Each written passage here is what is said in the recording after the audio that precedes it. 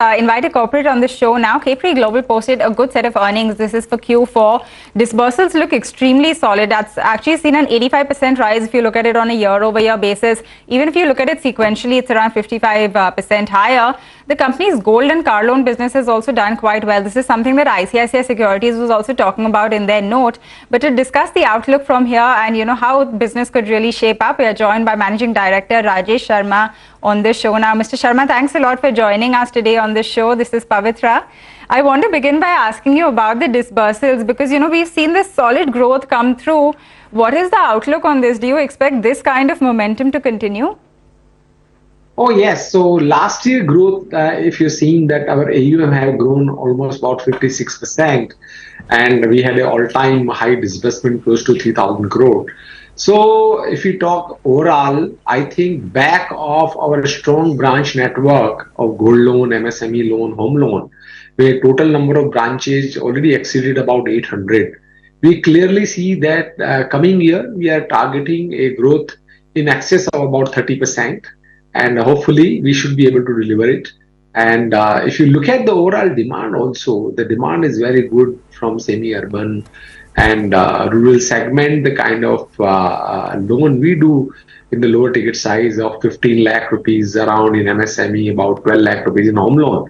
And gold loan, our recently newly launched vertical, which is also getting a very good traction.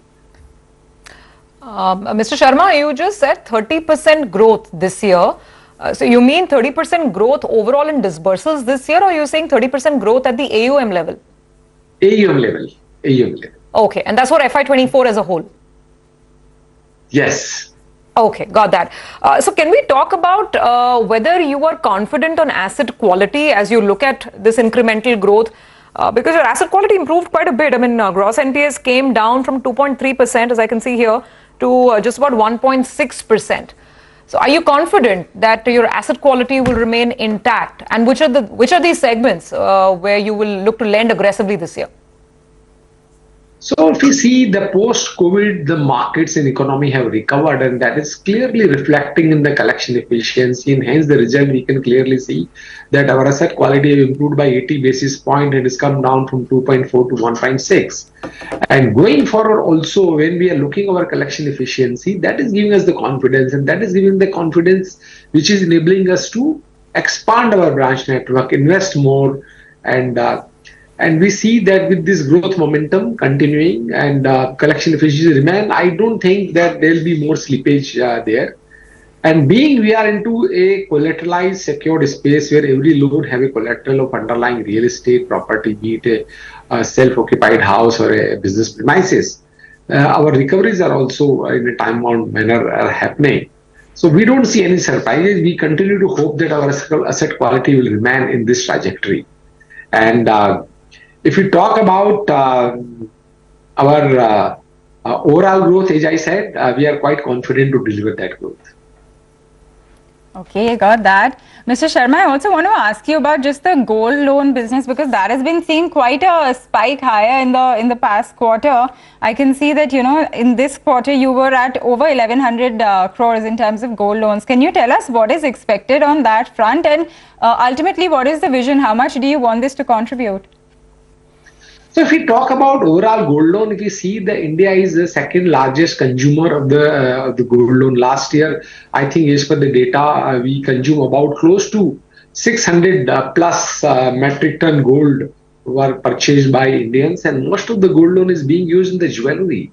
So 80-85% of that is going in the jewelry, and that is still the gold loan borrowing. If we see, is still majorly controlled by the pawn brokers, which are relatively lender at a much higher rate of interest.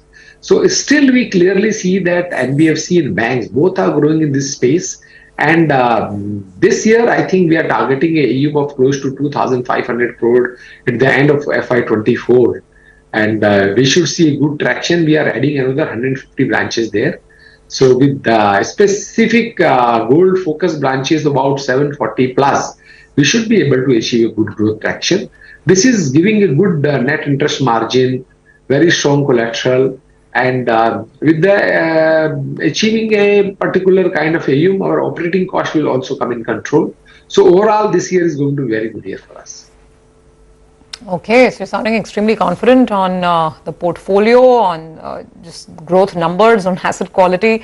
Let me then come to margins, because you did very well in the fourth quarter on margins. I think your net interest margins, yeah, 8.6% versus 8.5% quarter on quarter. What is happening now with the cost of funds, with your own, lending rates, and what's the spread that you're hoping to maintain? So I think if we talk about each business segment, in MSME, our spread will continue to be almost about close to 6%. In gold loan, our spread will be about close to 9%. In home loan, our spread will be close to about 4%. In construction finance, our spread will continue to remain about 7%. So I think our spread with the gold loan portfolio is growing. Spread will improve further on a consolidated basis, because gold loan, if the portfolio basis become about 25-30% and where the margins are higher, the overall margin will improve. So can you give us a guidance when you say overall margin will improve for the year as a whole? What's your target on the net interest margin front? So since we had a right issue last March, about 1440 crore rupees to augment the capital base, and I think our capital adequacy has become 40%. So net interest margin will increase, because while we calculate net interest margin, capital also play a role. So I think spread will be a more relative thing. I think net interest margin will be over about 11%, because equity have gone up.